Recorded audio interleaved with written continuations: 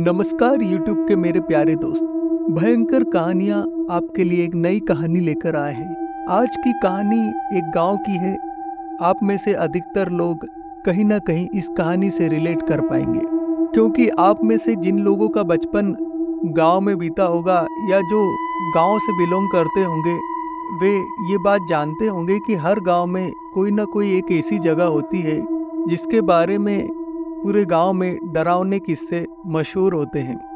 चाहे वो कोई एक पुराना किला हो, कोई महल हो, कोई खंडर हो, जिसके बारे में गांव में कुछ बातें की जाती है, जैसे कि वहाँ पर कोई भूत है, कोई आत्मा है, वहाँ पर किसी के रोने की आवाज़ें आती है। तो इस तरह की कहानी अगर आपने भी कभी सुनी हो या आपके गांव में भी कोई ऐसी जगह हो, तो कृपया कमेंट में ज़रूर बताएं। चलिए बिना देरी किए कहानी शुरू करते हैं। तो आज की कहानी एक छोटे से गांव रोशनगढ़ की है, जहां रात होते ही सन्नाटा छा जाता था। गांव के पास एक बहुत ही पुराना खंडर हो चुका जर्जर हालात में एक मकान था। गांव के लोग कहते थे कि उस घर में कोई भूतनी रहती है। कोई उस घर के आसपास जाना नहीं चाहता था। इस घर के रहस्य ने, या कहें कि इस भूतनी के डर ने, पूरे गांव को एक डर की चादर में ढक रखा था। गांव का ही एक लड़का राहुल, जो कि पास ही के शहर में पढ़ाई करता था और छुट्टियों में अपने गांव आया हुआ था। रात में राहुल अपने दो दोस्त विजय और अमित के साथ बैठकर यूं ही बातें कर रहा था। आपने देखा होगा कि गांव में अक्सर इसी तरह का माहौल रहता है कि गांव के लोग कुछ देर आपस में बैठकर बातें करते हैं और फिर सोने के लिए चले जाते हैं। तो ऐसे ही राहुल और उसके दो दोस्त विजय और अमित बैठकर बातें कर रहे थे। बातों ही बातों में विजय ने उस भूतिया घर की चर्चा छेड़ी और वो राहुल को डराने की कोशिश करने लगा। तो उसकी बातें सुनकर राहुल ने हंसते हुए कहा, यार विजय, मैं किसी भूत प्रेत पर विश्वास नहीं करता। ना मैं इन सब चीजों से मानता हूँ और ना मैं इनसे डरता हूँ। तो विजय ने कहा, यार डरते तो हम भी नहीं हैं, पर गांव के लोग जो ये बातें करते हैं उनमें कुछ तो सच्चाई होगी। तो राहुल बोलता है कि क्यों ना हम एक दिन उस घर में चलते हैं और पता लगाते हैं कि क्या वाकई में वहाँ पर कोई भूत प्रेत है भी, या गांव के लोग बस यूं ही डराने के लिए ये किस्से कहानियां सुनाते हैं। तो इसी तरह बातें करते करते तीनों दोस्त उस घर में जाने के लिए तैयार हो जाते हैं और डिसाइड करते हैं कि हाँ, कल रात को हम तीनों उस घर में चलेंगे। धीरे धीरे दिन गुजरता है, रात आ जाती है। राहुल और विजय दोनों उस जगह पर इकट्ठा हो जाते हैं जो उन्होंने पहले से तय की हुई थी कि हम तीनों रात में यहाँ पर मिलेंगे और यहीं से उस घर की ओर चल देंगे। काफी देर हो जाती है, अमित वहाँ पर नहीं आता। वे दोनों आपस में बातें करते हैं कि यार कहीं डर के मारे रजाई ओढ़कर सो तो नहीं गया। इसी बीच अमित भी वहाँ पर आ जाता है और वे दोनों उसका मजाक उड़ाते हुए कहते हैं, क्यों बे, इतनी देर से कहाँ था? हम कब से तेरा इंतजार कर रहे थे। हमें लगा कि तू रजाई ओढ़कर सो तो नहीं गया। तो अमित बोलता, नहीं यार, मैं तो यह सोच रहा था कि कहीं तुम खुद ही डर के मारे ना आओ। तो राहुल बोलता है कि चलो, बहुत बातें हो गई, सब तैयार है ना, चलें? तो अमित थोड़ा सा डरा हुआ होता है और वो विजय और राहुल को कहता है, एक बार और सोच लो यार, जानबूझकर खतरा मोल लेना कौन सी बहादुरी है। तो राहुल बोलता है, डर मत यार, भूत प्रेत जैसी कोई चीज नहीं होती, हमें कुछ नहीं होगा, तू बस चल तो सही, हम है ना तेरे साथ। तो अमित भी जाने के लिए तैयार हो जाता है। तीनों रात के करीब 11 साढ़े 11 बजे होंगे। वे अपने साथ एक टॉर्च और थोड़ी सी हिम्मत लेकर उस घर की ओर चलने लगते हैं। जैसे ही वे घर के करीब पहुंचते हैं तो चारों ओर वे ये देखते हैं कि रात का समय था, हवाएं चल रही थी, चारों ओर अंधेरा, लेकिन उस घर के ऊपर चंद्रमा की हल्की हल्की रोशनी दिखाई दे रही थी। घर के चारों ओर बड़ी बड़ी लंबी घासें उगी हुई थी और घर के ऊपर जंगली बेलों का राज था। घर के आसपास की जमीन पेड़ के सूखे पत्तों से पटी हुई थी और पूरे गांव में सन्नाटा पसरा हुआ था। वे तीनों उस घर को देख ही रहे होते हैं कि एक अचानक ठंडी हवा का झोंका उनके शरीर से टकराता है, मानो कोई उनके शरीर के आर पार निकल गया। अब यहीं से डर की शुरुआत शुरू होती है। वे तीनों डर महसूस कर रहे थे, लेकिन वे डर को अपने चेहरे पर आने नहीं दे रहे, क्योंकि वे तीनों ये सोच रहे थे कि यार मुझे डरा हुआ देखकर बाकी दोनों मेरा मजाक उड़ाएंगे। यही सोचकर तीनों ने डर को अपने अंदर ही दबा कर रखा और हल्के हल्के कदमों के साथ उस घर की ओर बढ़ने लगे। जैसे ही वे घर के दरवाजे पर पहुंचते हैं, उनके कानों में अजीब अजीब सी फुसफुसाने की आवाजें सुनाई देने लगी।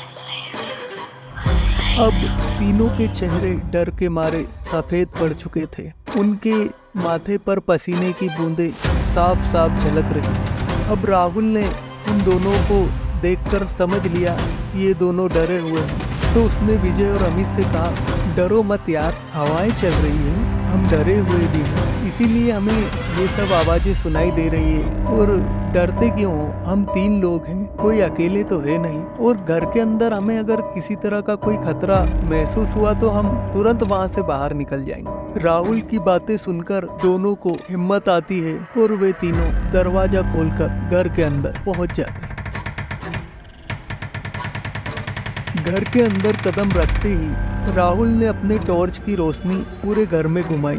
उन्होंने देखा कि पूरे घर में मकड़ी के जाले लगे हुए हैं। घर धूल से सना हुआ है। घर के अंदर हल्की हल्की दरारें थी, जिससे चांद की रोशनी छनकर अंदर आ रही थी। घर में पुराने टूटे फूटे कुर्सी और टेबल पड़े हुए थे। एक अंधेरी लंबी सीढ़ी ऊपर की ओर जा रही थी। चमगादड़ उड़ रहे थे। इसी तरह घर को देखते देखते उन्हें अचानक ये महसूस हुआ जैसे कोई उन्हें देख रहा हो। तभी उनकी टॉर्च की रोशनी एक पुराने लकड़ी के बोर्ड पर पड़ती है, जिस पर धूल जमी हुई, और तभी उनकी रोशनी के सामने एक परछाई दिखाई पड़ती है। अब जिधर जिधर टॉर्च की रोशनी जाती है, वो परछाई उधर ही नजर आती है, और हर बार वो परछाई उनके और करीब आने लगती है। वो परछाई एक बूढ़ी औरत की परछाई थी, जिसकी आंखें उन्हें घूर रही थी। अब वे तीनों हक्का बक्का रह गए। तीनों के पैर कांपने लगे और वह परछाई धीरे धीरे उनकी ओर बढ़ने लगी। तभी उस बूढ़ी औरत ने अपनी गहरी, डरावनी और रहस्यमयी आवाज में कहा, तुम लोग यहाँ पर क्यों आए हो? लेकिन राहुल ने थोड़ी हिम्मत से काम लिया और महसूस किया कि टॉर्च की रोशनी से उस परछाई को परेशानी हो रही है या टॉर्च की रोशनी से ही वो परछाई आकर्षित हो रही है। उसने टॉर्च की रोशनी सीधे उस परछाई पर डाल दी। टॉर्च की रोशनी से वो परछाई धीरे धीरे धुंधली होने लगी। अब तीनों के दिल तेजी से धड़कने लगे थे। राहुल ने सोचा अब यहाँ रुकना ठीक नहीं है। उसने कहा, विजय, अमित, चलो यहाँ से निकलते हैं। जैसे ही वे भागने के लिए दरवाजे की ओर मुड़े, दरवाजा अपने आप बंद हो गया। वे तीनों अब उस घर में फंस चुके थे। बाहर निकलने का कोई रास्ता नजर आ नहीं रहा था। जैसे तैसे टॉर्च की रोशनी में वे सीढ़ियों से ऊपर भागते हैं और एक कमरे में जाकर छुप जाते हैं। कुछ देर उसी कमरे में छुपे होने के बाद राहुल पूरे कमरे में टॉर्च की रोशनी घुमाता है, ताकि कोई खिड़की या दरवाजा मिल सके जिससे वे इस घर के बाहर निकलें। टॉर्च की रोशनी अचानक एक दीवार पर पड़ती है, जहाँ खून से एक नाम लिखा हुआ था। अब उन्होंने करीब जाकर टॉर्च की रोशनी में उस नाम को देखा तो उन्हें ऐसा लग रहा था जैसे उस नाम को अभी अभी ही किसी ने लिखा हो, और उस नाम से खून अब भी बह रहा था। वह नाम था रागिनी। ये वही रागिनी नाम था जिसके बारे में गांव के लोग कहते थे कि वो इसी घर में मरी थी, जिसकी आत्मा को कभी शांति नहीं मिली, इसलिए उसकी आत्मा इस घर में अभी तक भटक रही। अब तीनों को अपनी गलती का एहसास हुआ। अमित काफी डर गया था। उसने कहा, मैंने तुम दोनों से कहा था कि खतरा मोल लेना बेवकूफ़ी होगी। मैं भी कहाँ तुम्हारे कहने पर आ गया यार। डरे हुए अमित को कुछ सूझ नहीं रहा था। उसने घबराते हुए उस रागिनी के नाम के आगे कहा, रागिनी प्लीज हमें माफ कर दो, हम तुम्हें कोई तकलीफ पहुंचाने नहीं आए हैं। एक बार हमें यहाँ से जाने दो, हम फिर कभी वापस यहाँ नहीं आएंगे। तभी एक जोरदार चीख सुनाई देती और सामने पड़े शीशे में रागिनी का चेहरा दिखाई देने लगता है। उसका भयंकर डरावना चेहरा हवा में लहराते हुए बाल और उसकी लाल लाल डरावनी आंखें उन्हें घूर रही थी। उसकी दर्दनाक चीखों के साथ ही रोने की आवाज पूरे घर में गूंजने लगी, जैसे कि वह कोई बहुत पीड़ा में है और चाह रही हो कि कोई उसे मुक्ति दे दे। राहुल इतनी देर में ये बात तो समझ गया था कि इस घर में कोई आता जाता नहीं है। ये घर हमेशा अंधेरों में ही रहा है। हमारे आने से और इस टॉर्च की रोशनी से इन्हें बहुत परेशानी हो रही है। और यही सोचते सोचते राहुल अपनी टॉर्च की रोशनी सीधे उस शीशे पर डाल देता है। जैसे ही रोशनी उस शीशे पर पड़ती है, रागिनी का चेहरा धीरे धीरे आईने में समाने लगता है। चीखने और रोने की आवाजें कम होने लगती हैं और रागिनी का भयानक चेहरा धीरे धीरे गायब हो जाता है। कुछ देर बाद उन्हें महसूस होता है कि घर का दरवाजा अपने आप खुल चुका है। वे तीनों लड़खड़ाते हुए घर से बाहर भागने लगे और बिना पीछे मुड़े गांव की ओर दौड़ने लगे। वे आपस में बिना कोई बात किए अपने अपने घर को चले गए। सुबह होती है और उनके घर वाले देखते हैं कि उनके शरीर पर अजीबोगरीब खरोंचों के निशान हैं, जैसे किसी ने अपने बड़े बड़े लंबे नाखूनों से उन्हें खरोंचा हो।